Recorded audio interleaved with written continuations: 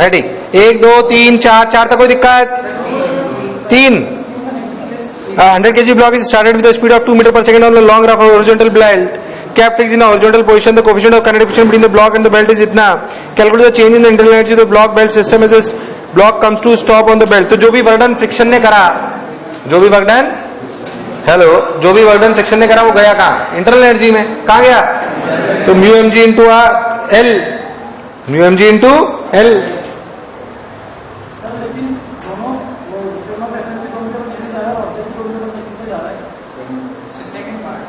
एक minute, 100 kg block is started with a speed of 2 meter per second on a long rough belt kept fixed in a horizontal position. Fixed है तो 2 metre पर second वाला block रुक जाएगा तो half M V square will convert into kinetic energy.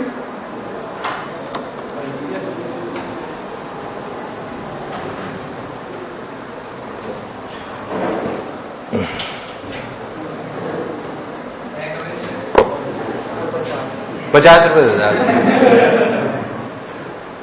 हाँ, congestion from a frame of reference moving at 2 meter per second along the initial velocity of the block. As soon from this frame, the block is gently put on a moving belt, and is due time the block starts moving with the belt at 2 meter per second. तेरे को कितने देने थे मुझे? 630 है ना?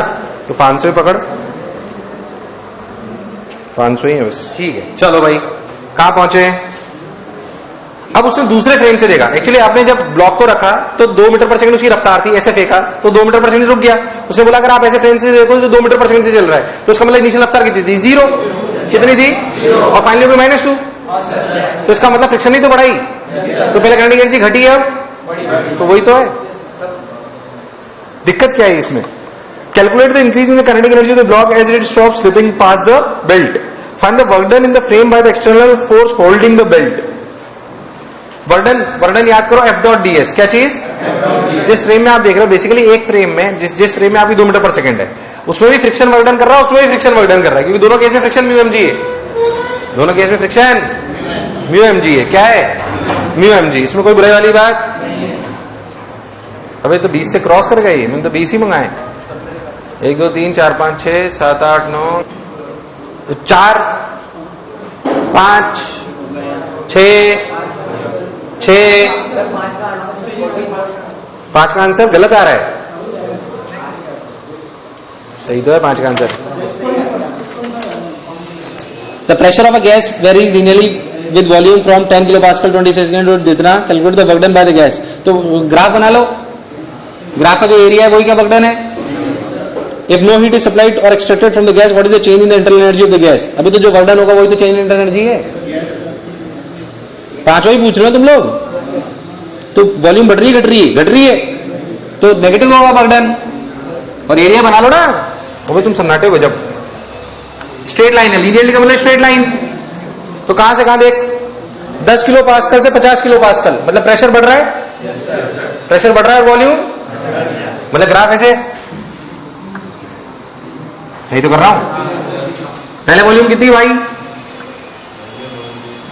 200, फिर कितनी? 50. प्रेशर पहले कितना? 10, और बाद में कितना? 50. अरे तो एरिया निकाल लो ना, यही तो वर्क डन है. अरे यार, और वो नेगेटिव है, और उसी का पॉजिटिव इंटरनल एनर्जी है, उसी का इंटरनल बोला है कि नहीं है? बहुत बढ़िया सर. 5 छठा 7वां पक्का, 8वां पक्का. हाँ, कहां पहुंचे? 9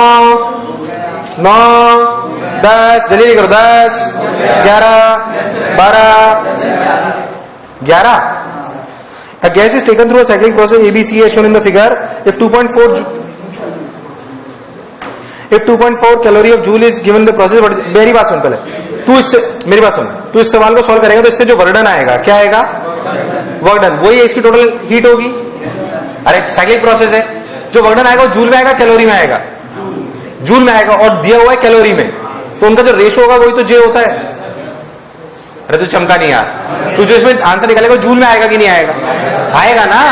इसका एरिया जो निकालेगा वो जूल में आएगा, और उसने कैलोरी में दी हुई है हीट, तो उनका जो रेशो होता है वही तो जे होता है, मैकेनिकल इक्विवेलेंट. अरे क्या होता है? Mechanical equivalent 1 calorie equals to 4.2 joule. तो 4.2 तो जे होता है। अरे होता है ना, तुम्हें नहीं आया, समझ में आया नहीं आया, बस ऐसे करना है उसको। वो लगभग 4.2 के आसपास ही आ रहा होगा। हाँ ठीक है, 4.2 4.17 4.2 ही तो होता भाई। अरे आ तो रहा 11वें का आंसर। अरे हाँ ना तो बोलो, तुम्हें चमका नहीं क्या करना है। अरे पक्का साइक्लिक प्रोसेस में इंटरनल एनर्जी को चेंज नहीं होता, जो एरिया होगा बेसिकली वही वर्क डन होगा और वही क्या डेल्टा क्यू होगा। होगा कि नहीं होगा। और उल्टी प्रोसेस है। कैसी प्रोसेस है? उल्टी। और पर ध्यान से देखो, पी आपका एक्स एक्सिस में और वी आपका वाई में, तो एंटी क्लॉकवाइज चल रहे तो पॉजिटिव वर्क डन आएगा। कैसा आएगा? Half base into height, half base into, तो हाफ 100 इंटू 200, तो यानी कि हाफ 100। हाँ तो क्या डायरेक्ट है यार सब। 12वां 13वां पक्की बात, 14 15 पक्का काम कराए, 16 एकदम पक्का, मुझे लगा नहीं तुमने काम कराया पक्का। 16वां हो गया, 17वां डाउट है। Consider cyclic process ABCA shown in the figure performed in a sample of 2 mole of an ideal gas. A total of 1200 joule of heat is withdrawn from the sample. Withdrawn क्या चीज? Withdrawn मतलब निकाल ली हमने। Withdrawn कहाँ गया? Withdrawn from the sample in the process. Find the burden by the gas during the part BC. कौन सा? BC। पहले देख, T और B स्ट्रेट लाइन बात कर रहा है, मतलब आइसोबारिक प्रोसेस है। A से B वाला, तो तेरे को सारे प्रोसेस लिखने पड़ेंगे। और ये ना इसमें 300 और 500 केल्विन सी का ये बी का प्रोसेस है, तुम्हें चमका नहीं हो। बी का है, बी का। ए का टेम्परेचर कितना है? 300 केल्विन। कितना है? और बी का टेम्परेचर कितना है? अब देख, ए से बी जो प्रोसेस है वो कौन सा प्रोसेस है? अब देख 1200 जूल है। क्या चीज? तू एक बात समझ अच्छे से, 1200 जूल है, ठीक। अब मेरी बात ध्यान सुनना। कहां गया? हाँ 1200 जूल है, तो 1200 जूल जो हीट है वही वर्डन है। और वो 3 प्रोसेस में वर्डन है। वर्डन किसमें? AB, वर्डन AB, वर्डन BC, वर्डन CA। बोलो क्लियर है एकदम। अब देख, वर्डन CA 0 है। क्यों 0 है? आइसोकोरिक प्रोसेस है। अब वर्डन ए भी निकल जाएगा, क्या काम बन जाए? अब वर्डन ए भी देखो, वर्डन ए भी निकल सकता है क्योंकि ए भी कैसा प्रोसेस है? आइसोबारिक प्रोसेस है। तो आइसोबारिक प्रोसेस का वर्डन क्या होता है? NR delta T। अरे क्या होता है? अभी तो N दिया हुआ है, R दिया हुआ है, डेल्टा T दिया हुआ है। अरे यार नहीं आया। अरे आया कि नहीं आया? मैं गलत तो नहीं बोला? तो इसे लिख लो चुपचाप NR डेल्टा T। तो वर्डन बाय BC आ गया। अरे हाँ ना तो बोलो, कुछ गड़बड़ बोला? बोलो चमक गया एकदम, कोई बुराई। 17 हो गया, 18वां, अरे पक्का, अरे 19वां, अरे पक्का, अरे सोच, काम करा ही नहीं आंटी हो तुमने। 19वां डाउट है। Find the change in internal energy of 2 kg of water. ये मैंने बताया था उस दिन भी यार। Find the change in internal energy of 2 kg of water is radiated from 0 degree to 4 degree centigrade. The specific heat capacity of water is जितना, and its density जितना। पहले मेरी बात सुनो, आपको समझो इंटरनल एनर्जी हीट कितनी देनी है, वो तो आएगी ms डेल्टा टी से। किससे आएगी? ms delta T. बोलिए सुन लो, मैंने ऐसे बताया था एक दिन, ऐसा सवाल मुझे याद है वो स्टीम में कन्वर्ट हो रहा था, रो वाला। एक्सरसाइज 1 में तुम भूल गए यार, याद है? रो वाला सवाल था, it is converting into steam. ये वही है। क्या हीट अपने को देनी पड़ी ms डेल्टा टी? ये 2 जगह में गए। एक तो वर्डन क्या? P delta V। वर्डन क्या है? अब P डेल्टा V याद करो, P डेल्टा V में मास कांस्टेंट रहेगा। P delta V plus internal energy. बोलिए सुनो, तो आपको P डेल्टा V निकालना है। P डेल्टा V कहां से आएगा? प्रेशर आपको गिवन है, और डेल्टा V होगा mass upon density. Density given है दोनों टाइम, 0 पे भी गिवन है। और यार तुम्हें नहीं आया? कुछ याद आया? एकदम पक्का यार? हाँ ना तो बोलो यार। भाई कॉपी मेंटेन करा करो ढंग से प्लीज, टाइम पास नहीं। 19 20 अरे 20 पक्का। 21 करें? तुमने काम कराए? मुझे लगा नहीं। कराऊं? Figure shows the cylindrical tube of volume V with additive walls containing ideal gas. The internal energy of the ideal gas is given by the 1.5 nRT. The tube is divided into 2 equal parts by a fixed diathermic wall. कैसी wall? Diathermic wall जल्दी heat transfer करती है धीरे धीरे. Initially the pressure and the temperature and P1 P2 on the left and P2 on the right. ठीक है. The system is left for sufficient time so that the temperature becomes equal on two sides. How much work has been done by the gas on the left part? पहली बात कहां गया? Divide into 2 equal parts bye fixed diathermic wall. Fix था, क्या था? तो volume V/2 थी. कितनी थी? तो basically P1 V0/2 by T1 is number of moles. नहीं आया इधर की तरफ. सही तो बोल रहा हूं? अच्छा अब एक बात और सोचो. P1 T1 P2 T2 जब फाइनली इक्विलिब्रियम आएगा तो लॉजिकल बात है कि दोनों तरफ प्रेशर भी सेम होगा और दोनों तरफ टेम्परेचर भी सेम होगा. और तो यानी कि क्या लिखेंगे देख, P1 V0/2 upon T1 plus nRT1 नहीं RT1 plus P2 V0/2 RT2. यार तुम्हें नहीं आया? दोनों तरफ फाइनली क्या सेम है? मोल्स. क्या सेम है? तो प्रेशर भी तो सेम है. डायथर्मिक सेपरेटर दोनों तरफ के तो प्रेशर सेम हो गया और क्या सेम हो गया? टेम्परेचर सेम हो गया और वॉल्यूम V0 है और वॉल्यूम. तो देख P फाइनल V0/T फाइनल. यार तुम्हें नहीं आया? अच्छा इंटरनल एनर्जी भी बैलेंस्ड है. जो वर्क इसने करा वो वर्क. मैं गलत तो नहीं बोल रहा यार? तो देख मैं कुछ गड़बड़ तो नहीं कर रहा हूं? No sir. अब देख कहां पहुंचे अपन? इंटरनल एनर्जी 1.5 N1 RT1 अरे हाँ ना बोल प्लस 1.5 N2 RT2. अभी तो हाँ ना बोलो. Equals to 1.5 N1 plus N2 RT final. क्या ऐसे T फाइनल निकल आएगा? तो दो इक्वेशन दो वेरिएबल. कुछ गड़बड़ करी क्या मैंने?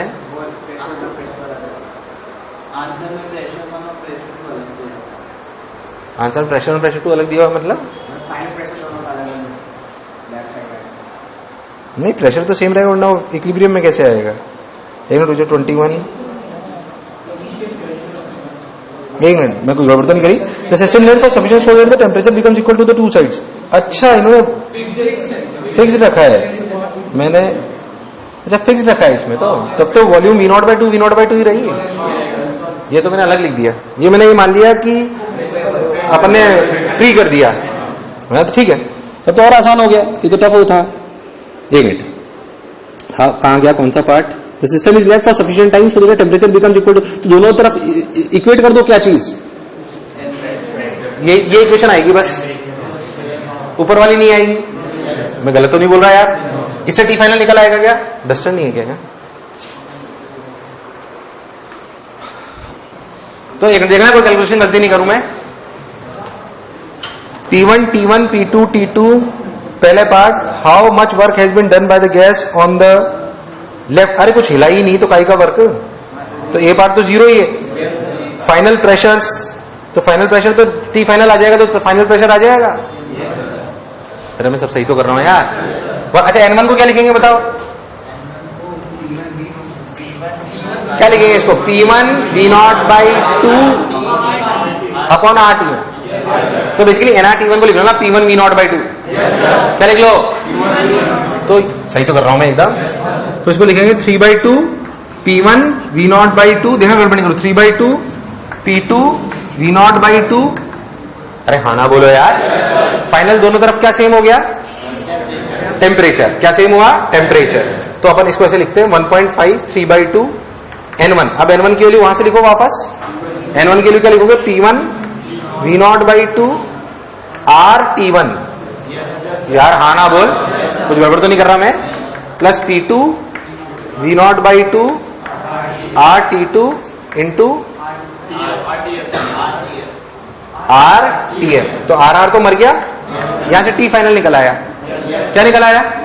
और टी फाइनल निकल आया। दोनों तरफ सेम है, दोनों तरफ सेम है, तो फाइनल प्रेशर निकला है, क्योंकि वॉल्यूम तो V0/2 है बेबी है। हाँ जो भी कट रहा हो ठीक है, उसमें क्या है, ये सब बढ़िया। ड्र ड्र ड्र ड्र। अरे हाँ ना बोलो यार, बस तो आ गया, ये पार्ट हो गया। और देख, प्योर घिसना होता है इन सब सवालों में, मैं भी आपके सामने पढ़ के घिस ही रहा हूं, है ना। Find the final equilibrium temperature. Temperature निकाला तभी तो प्रेशर लाया अपन यार, हाँ ना बोल। तू देख आ रहा है क्या टेम्परेचर से? देख तो, देख आ रहा है, देख आ रहा है, देख आ रहा है, T1 T2 देख आ रहा है। अरे आ गया क्या? बस तो बी आ गया। फिर क्या पूछा? How much heat has flown from the gas two on the right to the gas on. ये कर सकते हो क्या? अरे जो इधर से घटी वो उधर बढ़ी, तो change in internal energy, change in, तो किसी भी एक का एनआर डेल्टा टी निकाल लो, उसमें कोई खास बात। चलो 22 पक्का सोच लो। शीट करूंगी specific heat capacities, specific heat capacity तो नहीं करी ना? ठीक लाओ।